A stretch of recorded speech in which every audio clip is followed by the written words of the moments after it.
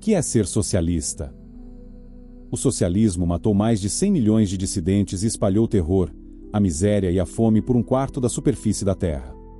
Todos os terremotos, furacões, epidemias, tiranias e guerras dos últimos 4 séculos, somados, não produziram resultados tão devastadores. Isto é um fato puro e simples, ao alcance de qualquer pessoa capaz de consultar o livro negro do comunismo e fazer um cálculo elementar.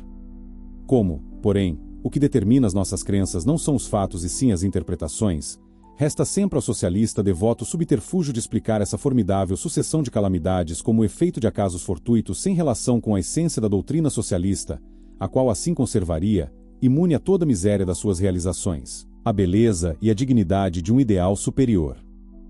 Até que ponto essa alegação é intelectualmente respeitável e moralmente admissível?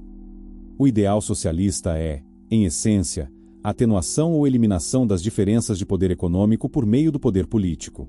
Mas ninguém pode arbitrar eficazmente diferenças entre o mais poderoso e o menos poderoso sem ser mais poderoso que ambos. O socialismo tem de concentrar um poder capaz não apenas de se impor aos pobres, mas de enfrentar vitoriosamente o conjunto dos ricos. Não lhe é possível, portanto, nivelar as diferenças de poder econômico sem criar desníveis ainda maiores de poder político. E como a estrutura de poder político não se sustenta no ar mas custa dinheiro, não se vê como o poder político poderia subjugar o poder econômico sem absorvê-lo em si, tomando as riquezas dos ricos e administrando-as diretamente.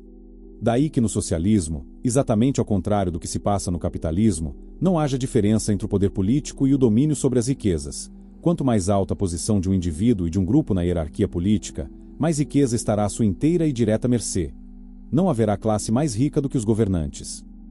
Logo, os desníveis econômicos não apenas terão aumentado necessariamente, mas, consolidados pela unidade de poder político e econômico, terão se tornado impossíveis de eliminar exceto pela destruição completa do sistema socialista.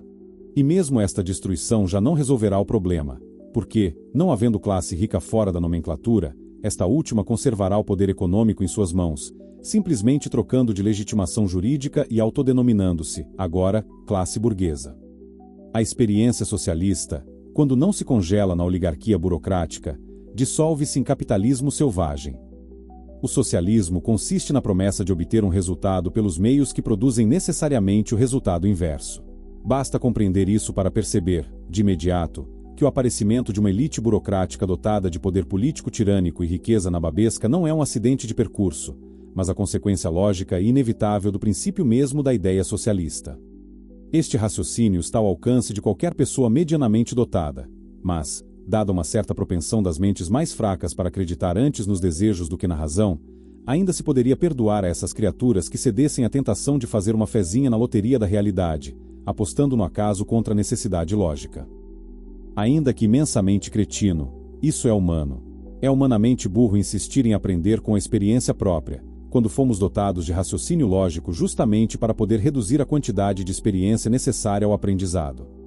O que não é humano de maneira alguma é rejeitar a um tempo a lição da lógica que nos mostra a autocontradição de um projeto e a lição de uma experiência que, para redescobrir o que a lógica já lhe havia ensinado, causou a morte de 100 milhões de pessoas. Nenhum ser humano intelectualmente são tem o direito de apegar-se tão obstinadamente a uma ideia ao ponto de exigir que a humanidade sacrifique, no altar das suas promessas, não apenas a inteligência racional, mas o próprio instinto de sobrevivência. Tamanha incapacidade ou recusa de aprender denuncia, na mente do socialista, o rebaixamento voluntário e perverso da inteligência a um nível infra-humano, a renúncia consciente àquela capacidade de discernimento básico que é a condição mesma da humanidade do homem. Ser socialista é recusar-se, por orgulho, a assumir as responsabilidades de uma consciência humana. Olavo de Carvalho.